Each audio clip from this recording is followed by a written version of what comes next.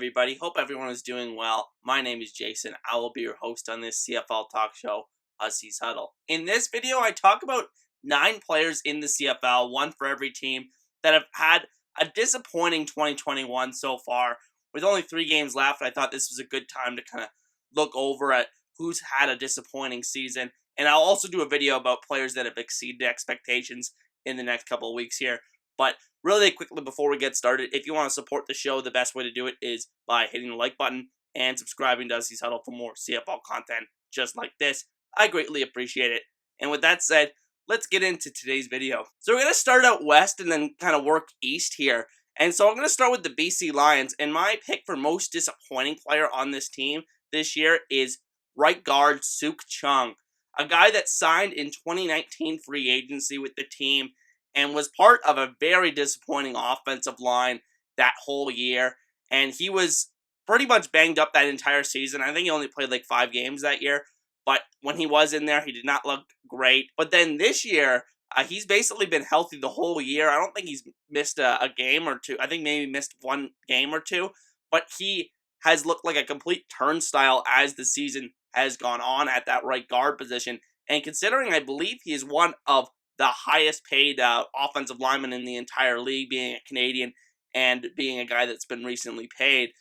So he's a guy that has failed to live up to expectations in BC, and it's a big part of this offensive line problem. The offensive line in BC looked like at the beginning of the season had made major strides from where they were in 2019, but the last month or 2 of the season, they've really regressed back to their 2019 form, and I think Sek Chung at right guard has really underperformed his contract in that regard. Now moving on to the Edmonton Elks, and honestly geographically I'm not completely sure what is west of which, Edmonton or Calgary, so I'm just going to go with Edmonton first. And my pick here is Kwaku Boateng, defensive end, another Canadian player here, and I think with him, he hasn't had a terrible season, but I think he's just kind of been caught up into the mess and the funk that's going all around on this organization. I thought coming into the year, Kwaku Boateng was going to have that big breakthrough season where he was already a star player the previous couple of seasons in 2018, 2019, etc. But I thought he was going to really break through, have that double-digit sack season or around that, even in a shorter year here. But he's kind of been invisible in a lot of these games. He only has 8 tackles on the entire season through 11 games or so here, and it's been very disappointing to see that. I think a lot of what's happening with him is that the game script is working against him a lot of the time. Edmonton's always trailing in games. Teams are able to run the ball and change it up on them. Not a lot of obvious pass rush situations for him. And it's really hurt his production this year. He was one of these veteran players for Edmonton. Look at a guy like Darrell Walker, who's obviously could have been used for this list as well. But I went with Kwaku because I really expected him to have a really big year this year, and it's kind of disappointing to see that he hasn't had that breakthrough. He's still going to be a good player. I think he'll have a better 2022, but the season really can't end soon enough if you're an Edmonton Elks fan, let's just say that. And then their province rival, the Calgary Stampeders, another obvious one for me, and that is going to be wide receiver Hergy Mayala, a guy that yes, you could go with Levi Mitchell as well. He's been very disappointing this year.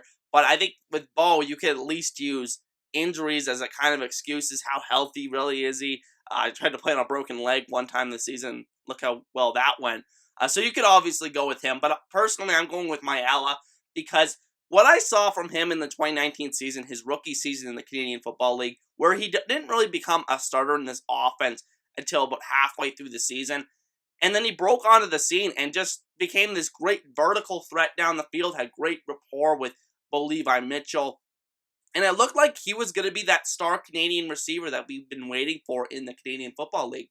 And then fast forward to this year, and it's just really been a disappointing season. He hasn't been able to have any of these big games that he had last season that we played here in the Canadian Football League. I don't think he has a touchdown on the year. I had a stat that I just looking at my phone here. I have a stat that really illustrates how disappointing he has been this year. So he received 47 targets in the 2019 season, times that he got the ball thrown to him. He's also had 47 times this year that he's got the ball thrown to him. but he only has 200 and something yards on all those receptions this year, only averaging about 10 yards a catch. Whereas in 2019, he had over 500 yards on those same target numbers. So, really been a disappointing year for him. He just hasn't shown anything to go deep down the field. I think a lot of it has to do with the quarterback position, yes, but I think he's really been overshadowed by a lot of these other receivers in Calgary's receiving core.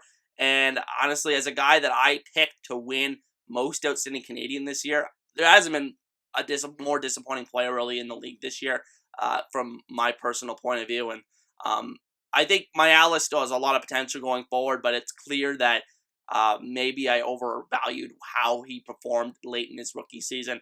And we'll see how he does going forward, but he's still a starter in this offense at the very least.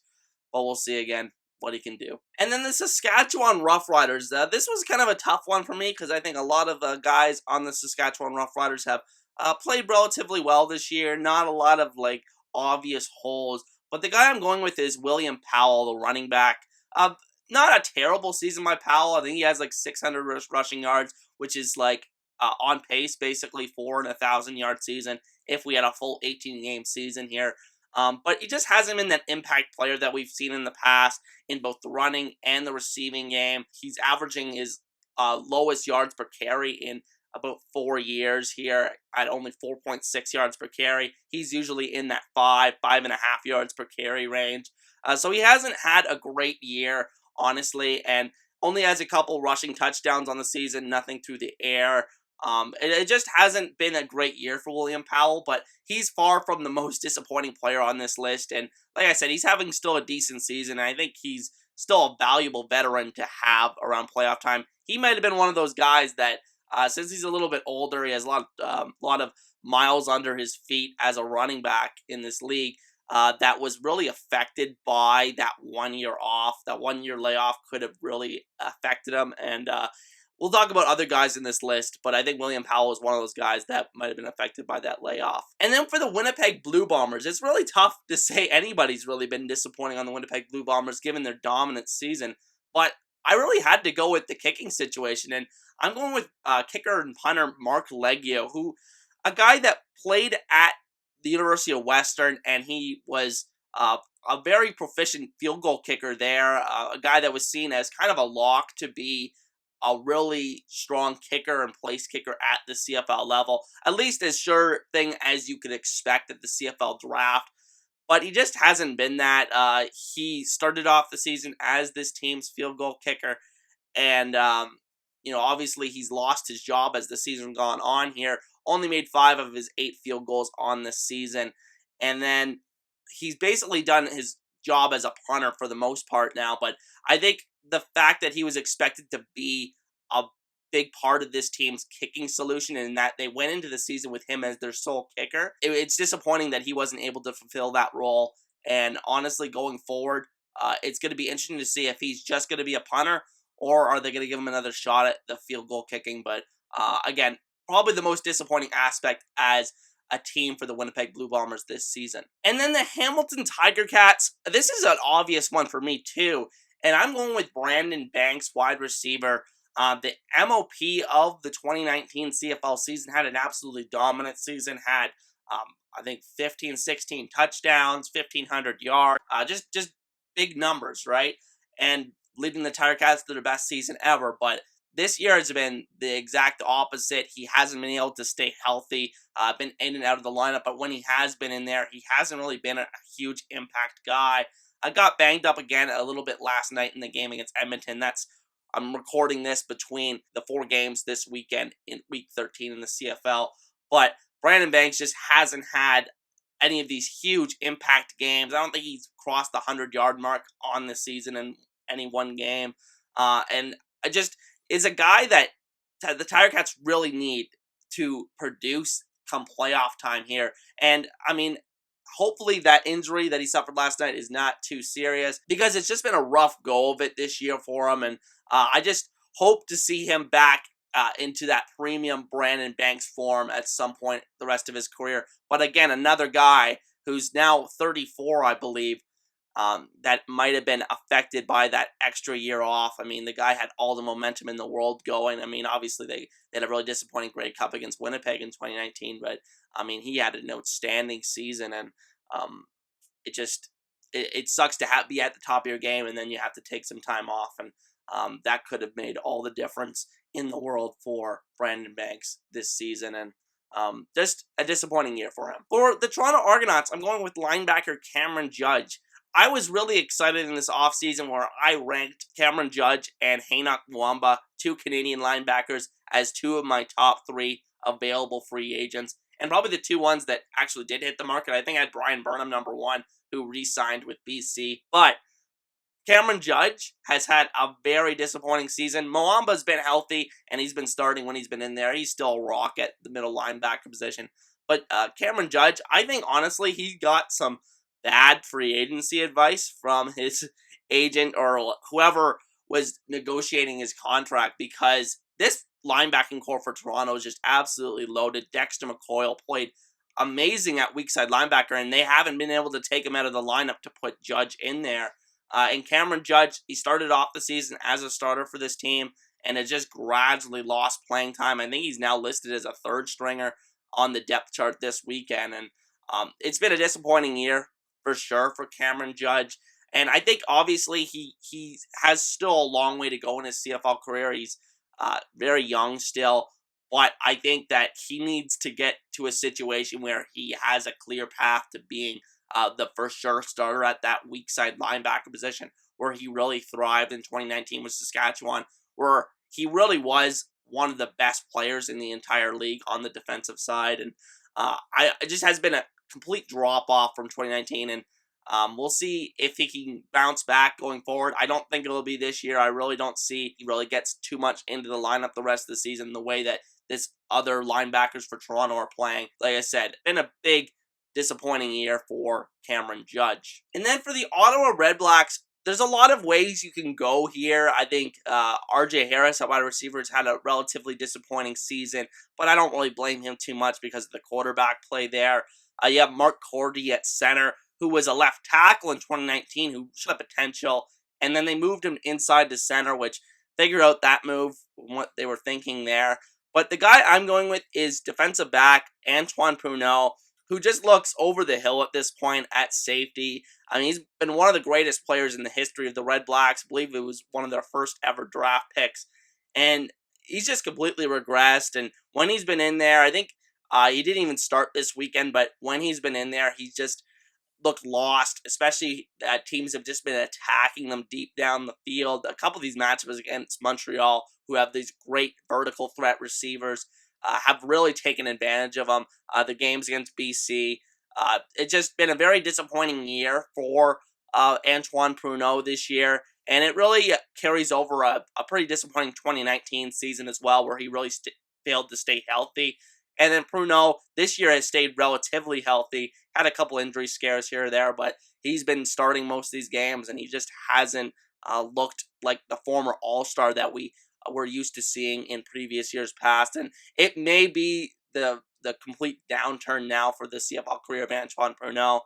I mean, again, on a really bad losing team, but I mean, just a big reason why this Ottawa Redblacks defense has failed to live up to expectation this year, even though that's not the worst side of the ball for this team. And then finally, the Montreal Alouettes, which was the hardest team when I was brainstorming this list to find a player that has failed my expectations coming into this season.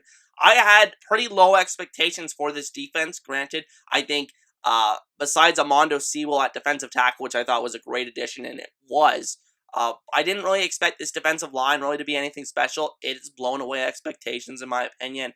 The linebackers have looked good. Chris Aki's had a great year. And then the defensive back room was where I had a lot of questions. I had them, I believe, ranked the last secondary in the CFL coming into this year. And they certainly haven't been that. But the guy I'm going with is Taikwon Glass, who I've seen get beat, had a couple really bad games where he's just been caught out of position.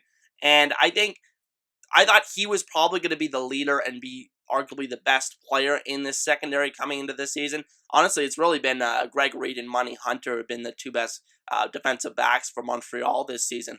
But Taikwon Glass, I thought, was going to have a much bigger impact than he has, and he's kind of been the guy that when they are giving up big plays, he's the guy that offenses are targeting. And that's why I picked him to be the disappointing player there. I really couldn't find anybody on offense that I could pick to be the guy on this list because, I mean, Vernon Adams, you could say, but, I mean, he got injured, and he's honestly the reason why they beat Hamilton a few weeks ago, which was a huge game. He just brings a lot of X-Factor kind of stuff to the table. William Stanback having a great season. The offensive line guys are just playing much above expectations, considering especially all their injuries lately. And then, I mean, the receiving core has just been excellent all year. But Taikwon Glass, probably the least disappointing player on this list, but I wanted to round out the countdown and show that every team has a kind of a disappointing player this season. And Taikwon Glass is just my pick here because I thought he was a really key part of the 2019 defense in Edmonton. But with that said, those are my picks for the most disappointing player for every CFL team in 2021. And I would be very interested to see what you guys think in the comments section. Do you disagree with any of my selections? Are there any players on your favorite CFL team that have been particularly disappointing to you this season? Be sure to let me know. And with that said, I'll see you guys next time. Peace.